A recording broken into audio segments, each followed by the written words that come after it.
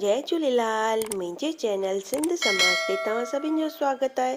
पंहिंजी मिठड़ी ॿोली सिंधीअ में मां तव्हां सां गॾु शेयर कंदी आहियां कुझु सिंधी कथाऊं, सिंधी भॼन, कुझु सिंधी रेसिपियूं ऐं दादीअ जा घरेलू नुस्ख़ा।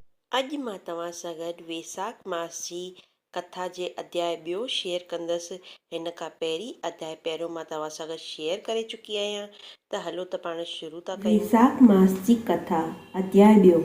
नारद जी चवण लगा त जंहिं प्रकार सतयुग जो सामान, युग, वेद, सम्मान शास्त्र, गंगा जी जहिड़ा तीर्थ, जलदान जहिड़ो दान, भार्या समान सुख, खेतीअ जहिड़ो धन, जीवन जे समान लाभ, नेत्रुनि जे समान ज्योति, भोजन जे समान तृप्ति, सत्य जे समान यश, आरोग्य जे समान हर्ष जहिड़ो कुझु कोन्हे। उहो ही वेसाख मास जहिड़ो ॿियो कहिड़ो बि मास भॻवान खे प्यारो न आहे। जेको हिन मास खे व्यर्थ थो गवाए, उहो धर्महीन शीघ्र ई पक्षु योनि खे पाए थो।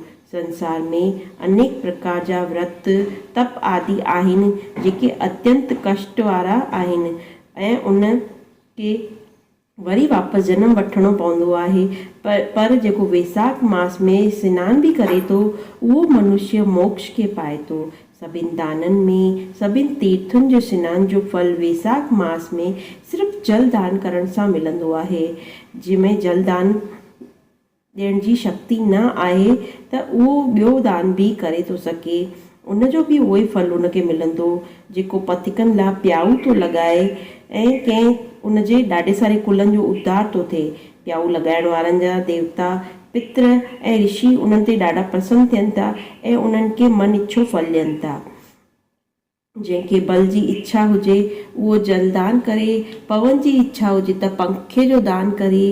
वेसाख मास में जेको बि दान कजे उहो ॾाढो सुठो थींदो आहे। जेको प्यासनि खे पाणी थो पियारे, उहो राजसूय यज्ञ जो फल प्राप्त करे थो। जेको उस में ऐं पसीने में व्याकुल ब्राह्मण ते पंखे जी हवा करे थो, उहो सभिनि पापनि खां रहित थी करे गरुड़ जे समान थिए थो।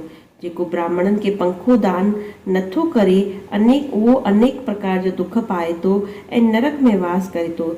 जेको थकियल ब्राह्मणनि ते कपिड़े सां बि हवा करे थो, उहो पापहीन थी करे भॻवान जी सायुज्य मुक्ति पाए थो। जेको शुद्ध हृदय ताड़ जो पंखो दान करे थो, सभिनि पापनि खां मुक्त थी वैकुंठ लोक में वञे थो। जेको खड़ाऊ यानी कि चप्पल दान करे थो, उहो यमदूतनि जो तिरस्कार करे वैकुंठ खे पाए थो। जेको जूता दान करे थो, उहो हिन संसार में कॾहिं बि दुखी न थींदो, न ही नरक जी यातनाऊं भोगींदो। ब्राह्मण जी याचना करण ऐं खड़ाऊ दान करण वारे जेका माण्हू थींदा आहिनि, उहे राजा हूंदा आहिनि। जो मार्ग में आश्रम में घर ठाहींदा आहिनि, आश्रम लाइ घर ठाहींदा आहिनि, उन्हनि जा फल देवताऊं बि वर्णन नथा करे सघनि।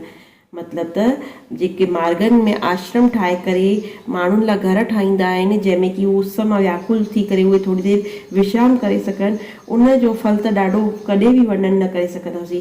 जेको अतिथि ब्राह्मण खे भोजन कराए थो, उन जे फल जो बि को विस्तार कोन्हे।